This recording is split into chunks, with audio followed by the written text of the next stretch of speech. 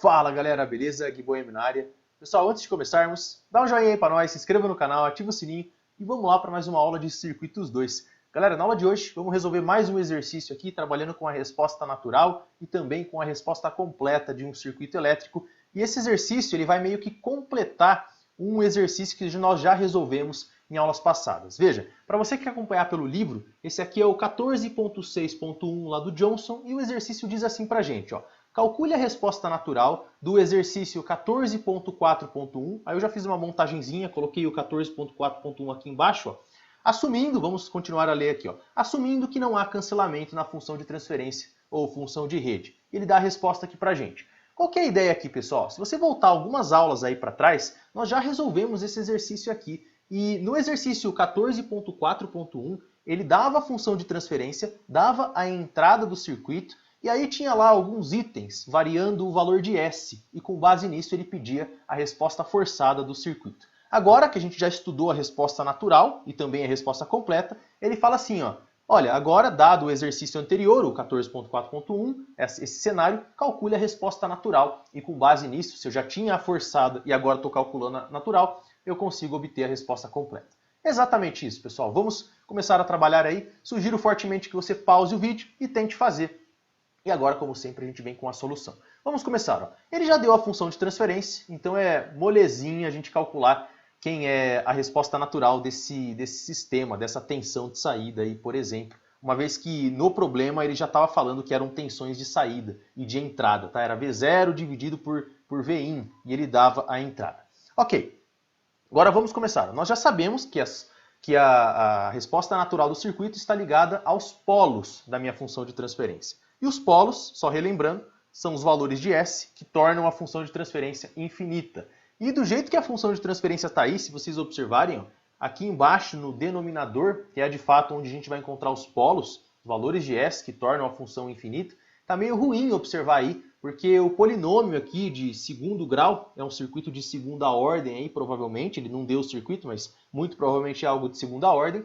Vejam que esse polinômio está na forma quadrática, e que é a forma geral aí de um polinômio de segundo grau. E me convém trabalhar com a forma fatorada para encontrar quem são os polos e também os zeros da minha função. Aqui pra gente a gente só quer os polos. Então vamos lá, pessoal. Moral da história, o que eu vou fazer? Eu vou usar Bhaskara, aplicar a fórmula de Bhaskara aqui nesse polinômio no denominador e vou encontrar quem são as raízes desse meu polinômio, que por sinal serão os polos da minha função. Vamos começar aqui, ó, tanta falação para fazer algo simples. Vamos começar, ó. Eu tenho que S é igual a menos B, formulinha de Bhaskara, ó. O B vale 4, então isso aqui fica menos B, mais ou menos a raiz quadrada de quem? De B ao quadrado. Isso aqui vai ficar 4 ao quadrado, que é 16, menos 4 vezes A vezes C. Só recordando que o termo que está multiplicando o S ao quadrado é o A, e ele vale 1 nesse caso. Portanto, vai ficar 4 vezes 1 vezes 5, e portanto isso aí dá menos 20. E você já deve ter entendido o que vai acontecer aí, que nós vamos ter na realidade dois polos complexos. Vejam que aqui eu tenho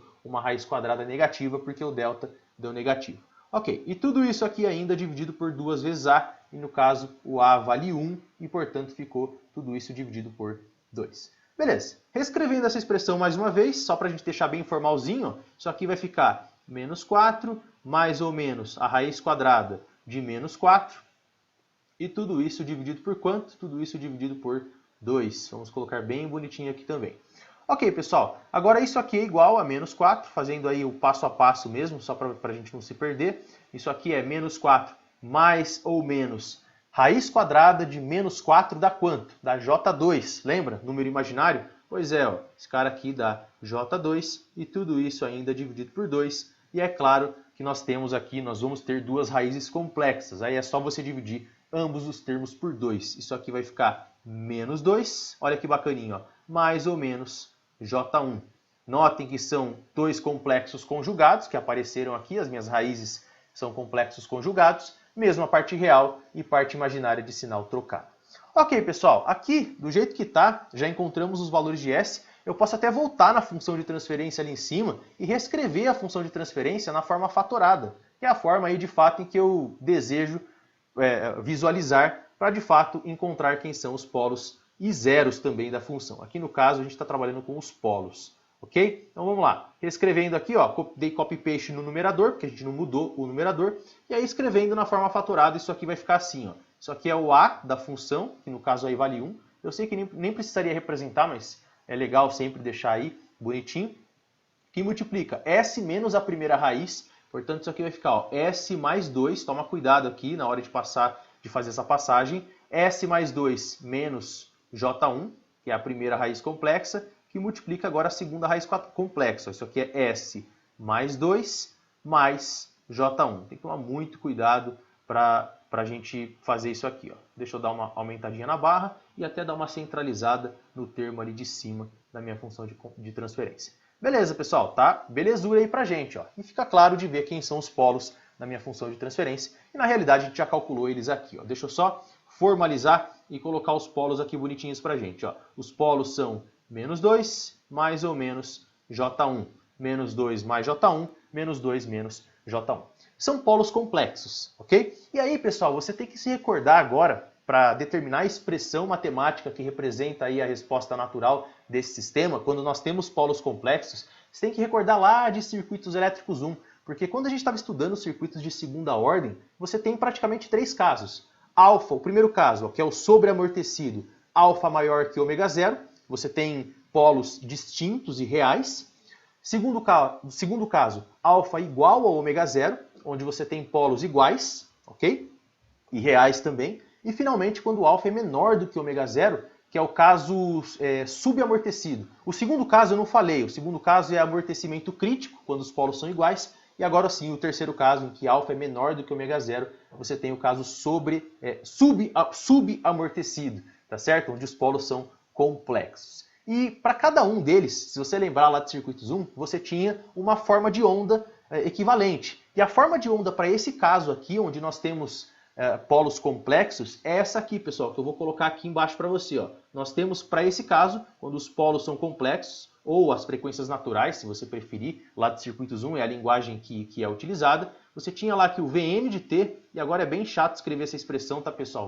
Vamos anotando juntos aí. Ó. Isso aqui é dado por E elevado a alfa t, que multiplica, tem até um seno e um cosseno aqui, ó, é bem chato de trabalhar com esses caras. Ó. Isso aqui é um determinado coeficiente A1, que multiplica o cosseno, isso aqui é cosseno, de ômega dt, estou usando exatamente a mesma nomenclatura que a gente usa lá em circuitos 1, isso aqui é ômega d é só uma variável, tá? É uma variável só, na verdade é ômega índice d, isso tudo multiplica o tempo, mais um determinado A2, que são constantes aqui, A1 e A2 são constantes, o A2 que multiplica o seno na mesma frequência angular, ó, o ômega dt também. Então, ômega d vezes tempo. Ok, essa é a forma de onda que é utilizada. Isso é possível mostrar matematicamente, isso aí a gente vai fazer lá em circuitos 1, ok? Mostrar como é que chega nessa forma de onda e tudo mais, mas basicamente é isso que você tem. Certo, agora qual que é a ideia, né? Como é que eu identifico quem é? Porque assim, para escrever essa expressão, esqueça por enquanto os coeficientes A e B, ou melhor, A e B não, A1 e A2, porque do jeito que o exercício deu aí, essas constantes que são determinados a partir das condições iniciais do circuito, na verdade dos elementos acumuladores de energia, o problema não deu essas condições iniciais. Então a gente vai dar resposta em função de A1 e A2 mesmo. Mas o que está faltando? Esquecendo aí então os termos A1 e A2, o que está faltando? Está faltando encontrar quem é esse alfa aqui e quem é o ômega d, que é a frequência angular aí do circuito. E para nossa sorte, quem são esses caras? Ó? Olha que facinho, pessoal. Eu olho lá para o S, para os polos do meu circuito, e a parte real dos polos, tá vendo? Esse cara aqui é o coeficiente de amortecimento, que é o que a gente chama de alfa.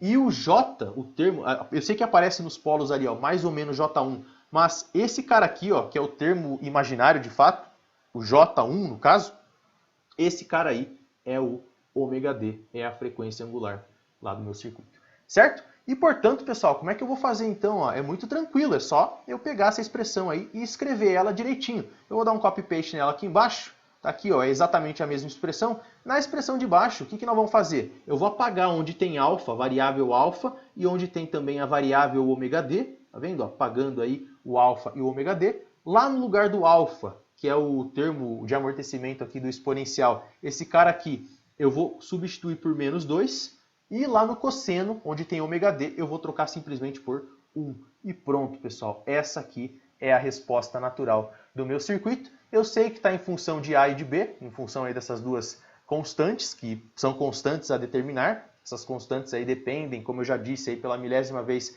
lá das condições iniciais dos elementos acumuladores de energia, mas por hora a gente vai deixar assim mesmo. Tá certo. E aí, para fechar, aqui a gente acabou de encontrar, esse é o exercício, ó, é o que ele me pediu lá no exercício, tá aí os termos, né? Se você bater o olho aqui, ó, é exatamente essa resposta que nós temos aqui, ó, e elevado a menos 2t, que multiplica todo esse negócio aqui em função dos coeficientes e dos senos e cossenos. É exatamente a mesma resposta. E para fechar, se eu quiser dar a resposta natural não, a resposta completa, já a resposta completa do circuito, seria algo assim, né, pessoal? Ó, isso aqui é o V0 de t, isso aqui vai ser igual ao quê? Vai ser igual à resposta natural, eu vou colocar aqui, ó, resposta natural, mais a resposta forçada. Vamos colocar um mais aqui vermelho bem grandão, ó, mais, só para dar uma destacada mesmo, mais a resposta forçada que eu vou escrever em verde. Vamos fazer aqui, ó, a gente escreve assim, ó, V0F de t.